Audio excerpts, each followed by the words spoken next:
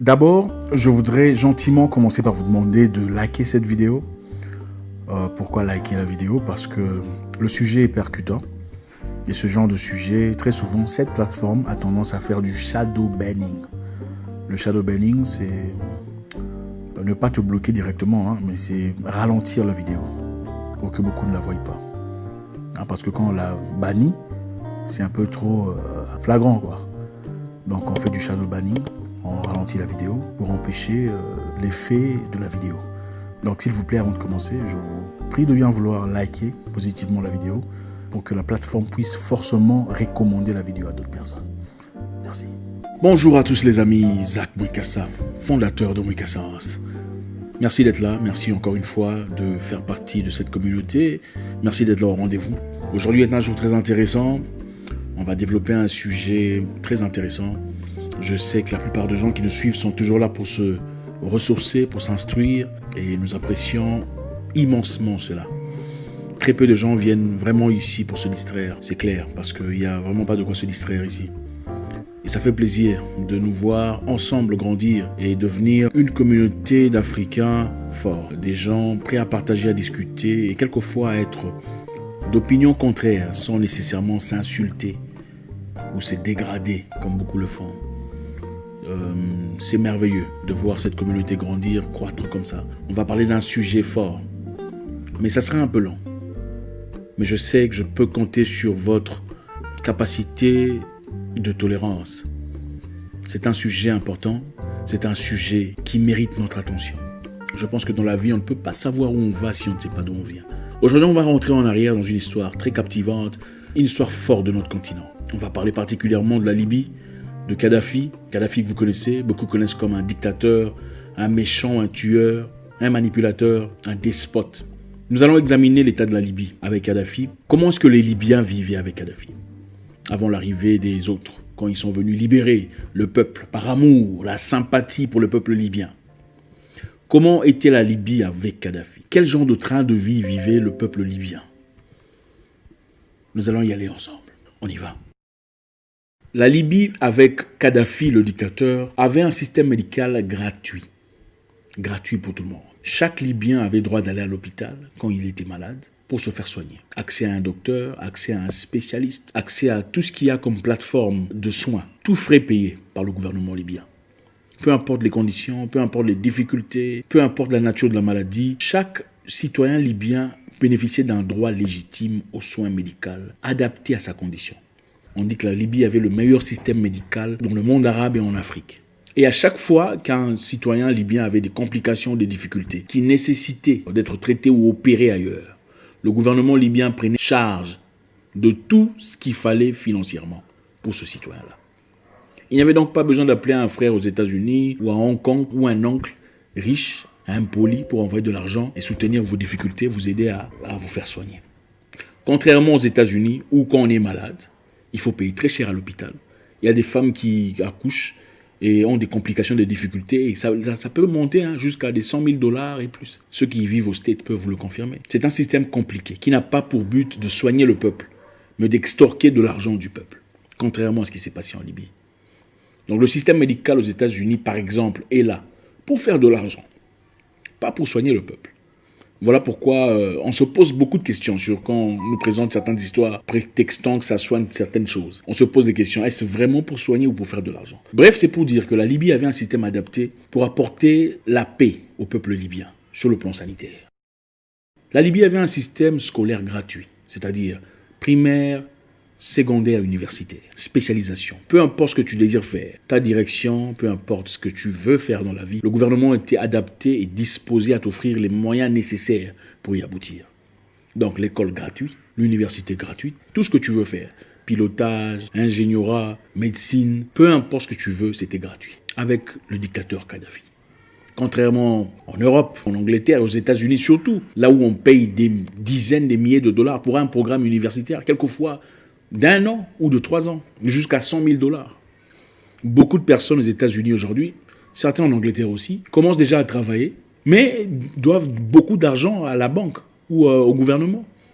Donc vous travaillez pendant 5 ans, 10 ans pour payer la dette avant de commencer à bénéficier de l'argent qui vous est dû. Est-ce vraiment une liberté ou de l'esclavage? Soyons honnêtes. Pourquoi est-ce que l'éducation scolaire devrait être aussi chère pour un peuple qu'on aime, dans un pays aussi riche? La Libye, contrairement à cela, avait un système gratuit pour tout le monde, pour accorder de l'équilibre à chaque individuel, à chaque partisan, à chaque citoyen libyen. Avec le dictateur libyen Kadhafi, la Libye avait traversé un moment très difficile de sécheresse avant son arrivée. Le pays est bien situé à un milieu désertique. Il n'avait donc pas accès direct à l'eau, de l'eau potable, de l'eau buvable. C'était donc compliqué. Mais étant un pays riche en pétrole, le dictateur libyen a initié le plus grand projet d'irrigation au monde. Et pour certaines personnes, c'était le plus grand projet architectural jusqu'à aujourd'hui. Donc, pour faire simple, on a créé un programme de tirer l'eau de l'océan à travers le désert. Il en faut combien de mètres cubes de l'océan au désert? On a fait un programme d'irrigation spécialisé pour les Libyens. Et avec ça, il a créé des terres fertiles où le peuple libyen pouvait cultiver des légumes et des fleurs et des fruits organiques. Organique, c'est quoi? Bio, des produits bio pour la bonne santé. Et pas seulement la bonne santé, mais aussi l'accomplissement personnel de chaque individu. Vous savez, l'être humain a besoin de certains éléments pour être heureux. Il a besoin de se sentir utile à la société. Voilà pourquoi nous avons chacun un projet. Ce n'est pas toujours pour faire de l'argent. Quelquefois, c'est pour se sentir utile. J'ai pu accomplir quelque chose. À travers ce programme, ce grand programme d'irrigation, il a permis à ce que les Libyens puissent cultiver des terres qui étaient arides à l'époque, mais maintenant cultivables, avec un programme bio pour la bonne santé. C'était donc fait pas pour faire de l'argent, mais pour créer une population épanouie. Contrairement à ailleurs, où on dit que l'eau n'est pas un droit légitime de l'humain.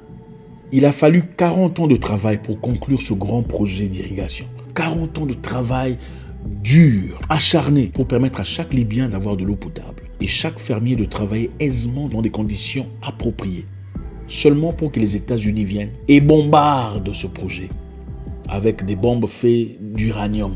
L'uranium, pour ceux qui savent, c'est l'élément nécessaire pour fabriquer une bombe atomique. C'est ce qui a été fabriqué pour la bombe atomique à Hiroshima et Nagasaki. L'uranium qui a été tiré de la République démocratique du Congo.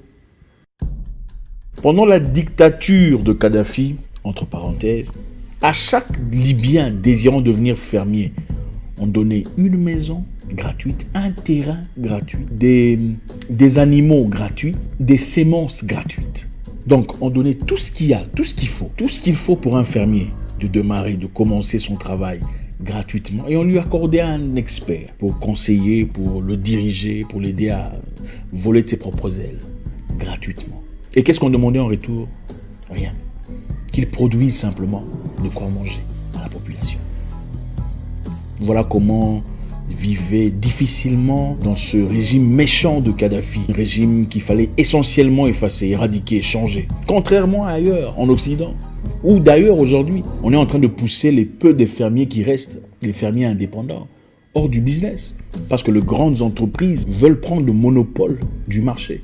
Ils veulent toutes les fermes, ils veulent être les seuls à produire de quoi manger, ils veulent être les seuls à posséder des grains de semences, des grains qui seront bientôt, qui sont déjà génétiquement modifiés pour vous donner de quoi manger, tel que eux désirent. Donc on veut garder un certain groupe de personnes, une ou deux grandes entreprises pour s'occuper de la nourriture de tout le monde.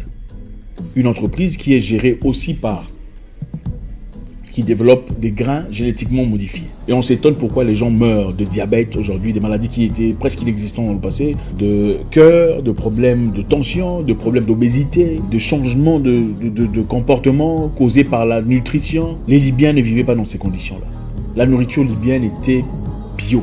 C'était la spécification. Et on ne demandait pas d'intérêt. Aujourd'hui, on n'a même pas le droit, aux États-Unis, dans beaucoup d'États, si vous plantez vos tomates, on vient vous arrêter. Vous plantez vos tomates dans votre jardin. Bio. Si on découvre, on vient vous arrêter. C'est ça la liberté. Continuons notre histoire avec notre dictateur libyen. En Libye, à l'époque, avec le dictateur libyen, chaque femme libyenne qui donnait naissance à un enfant recevait 5 000 $ venant du gouvernement. Gratos. Félicitations madame, c'est un beau bébé. Voilà 5 000 $. Comme ça. Pourquoi? Comme ça. Parce qu'il y avait assez de richesse pour tout le monde. Assez de pétrole pour prendre soin de tout le monde. En plus de ça, on ne payait pas le taxe. Beaucoup de gens, surtout aux États-Unis, souffrent du taxe. Aux États-Unis, en effet, quand on atteint un certain niveau, on commence à on vous taxe jusqu'à 45% de vos revenus. Beaucoup de gens que vous voyez là, 5 millions de dollars, mais en effet, il a payé 2,5 millions de dollars. Donc, il ne compte même pas, on le paye 5 millions de dollars, 2,5 millions, il part déjà chez machin, pour n'avoir rien fait. Voilà pourquoi vous verrez beaucoup de sportifs qui font des performances aux États-Unis vivent ailleurs. Ils sont enregistrés, en tout cas s'ils ne sont pas américains, ils sont enregistrés ailleurs. Ils préfèrent partir là-bas, faire ce qu'ils ont à faire, être payés ailleurs. Sinon, rester là-bas et avoir 50% de son argent retiré comme ça, au nom de quoi, je ne sais pas. En Libye, ils n'étaient pas sujets à cette forme d'esclavage non justifiée. Voilà ce qu'était la vie avec le dictateur libyen. Le dictateur libyen, dictateur entre parenthèses, considérait que le droit de housing right, droit à un domicile était un droit fondamental de l'humain. Donc chaque Libyen avait le droit d'avoir une maison digne. Il n'y avait donc pas de mendiants en Libye. Chaque Libyen avait droit d'avoir une maison. Aux États-Unis aujourd'hui, à New York seulement, il y a plus de 200 000 mendiants SDF à New York. À New York seulement. Ils dorment dans les, comment vous appelez ça, les passages les sous-sols, à New York, 200 000. En Libye, on n'avait pas. Mais on avait besoin de partir en Libye pour libérer les Libyens. D'abord, je voudrais que vous compreniez, si vous ne le savez pas déjà, en tout cas, je sais qu'il y a certains qui ne le savent pas, que votre banque, chez vous, dans votre pays, ne vous appartient pas. La banque centrale chez vous, dans votre pays, même s'il y a des francs CFA ou des francs, je ne sais pas quoi, ça ne vous appartient pas. Ça appartient à des individus, des riches, quelque part, qui dirigent votre pays. Ce n'est pas votre président qui dirige votre pays. Parce que la direction, c'est l'argent. Et votre argent, sans leur accord, ne vaut rien. C'est ça, la banque centrale. Les petites banques que vous voyez sont des banques commerciales, qui n'ont absolument rien à voir avec le pouvoir de l'argent. Bref, la Libye était le seul pays au monde, je crois parmi les seuls pays au monde, à avoir 100% de droits de leur banque. Donc la banque était nationalisée. La banque appartenait à la Libye. C'est-à-dire, chaque Libyen désirant un prêt, de l'argent pour faire quelque chose, on lui accordait ce prêt pour 0% d'intérêt. Aujourd'hui, quand vous allez en banque, déjà si on vous accepte, on vous prête de l'argent pour faire quoi que ce soit, il faut payer pas seulement l'argent, mais aussi les intérêts. Et ça devient compliqué, ça peut devenir compliqué. En Libye, par contre, si on a besoin de 100 000 $, on vous donne les 100 000 $. Et quand il faut rembourser, vous remboursez les 100 000 $ seulement. Et voilà comment les peuples libyens souffraient. La Libye, avant l'arrivée du dictateur Kadhafi, comptait 25% de sa population capable de lire et d'écrire. Mais avec lui, tout a changé de 25% à 87%. Une grande différence. 1 litre d'essence coûte combien chez vous?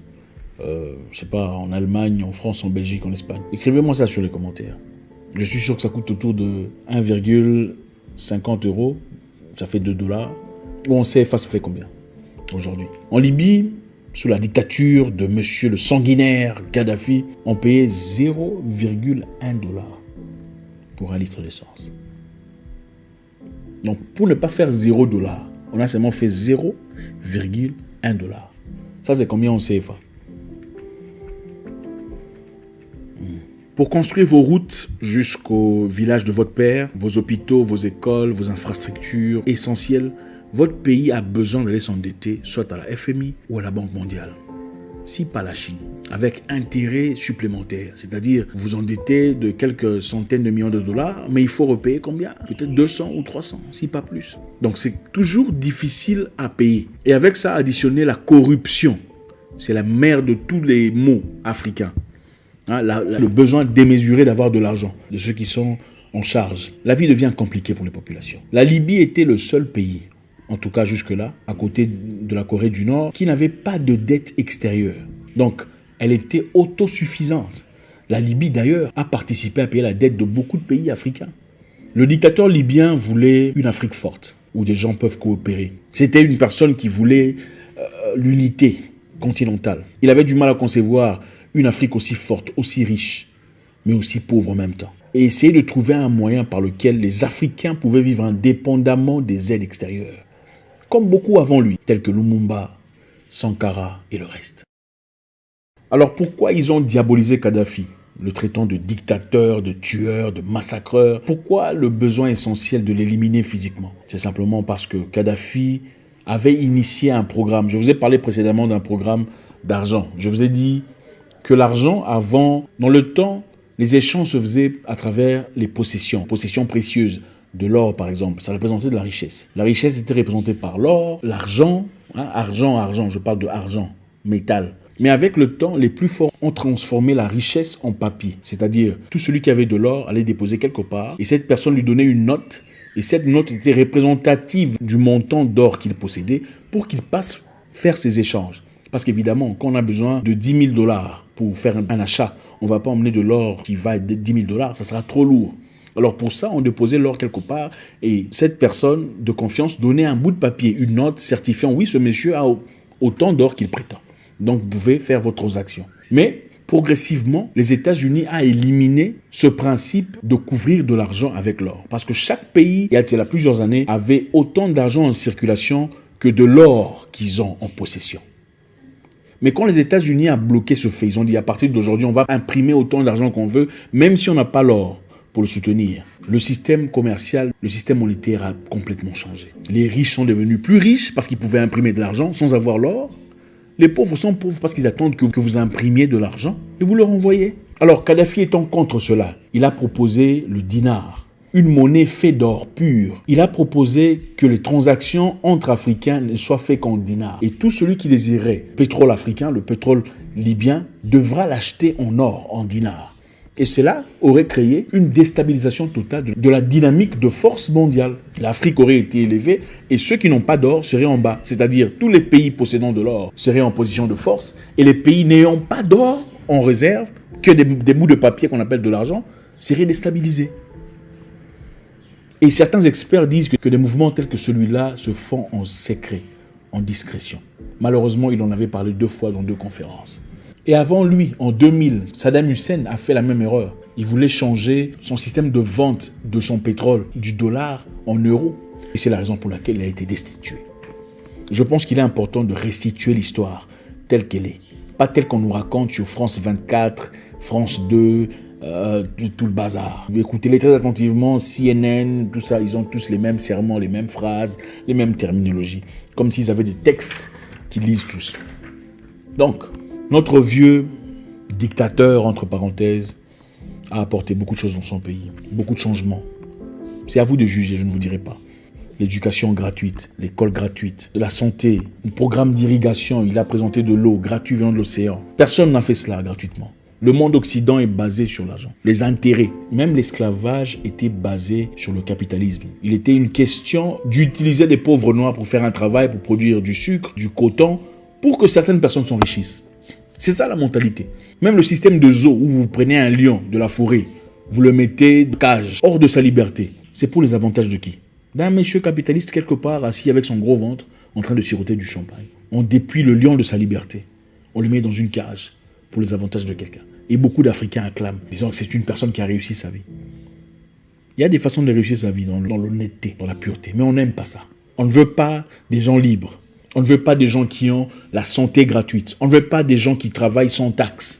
On ne veut pas des gens qui ont accès au carburant gratuit ou au moins cher. On ne veut pas des gens qui ont 5 000 $ pour avoir fait un bébé. On ne veut pas des couples qui ont un appartement gratuit venant du gouvernement pour s'être mariés. On ne veut pas ça. On veut un monde d'esclaves, sans le dire. Une prison à ciel ouvert. Je pense qu'il est important que les Africains le comprennent. Des gens forts que nous voyons venir. En tout cas, faites un commentaire, dites quelque chose. On a besoin de changement. Mais il faut comprendre l'histoire. On ne peut pas savoir où on va si on ne sait pas d'où on vient. Quelqu'un d'intelligent disait, si tu veux savoir ce que quelqu'un va faire, il faut regarder ce qu'il a déjà fait dans le passé. Moi, je suis de ceux qui pensent que l'homme ne change pas. Il devient de plus en plus lui-même.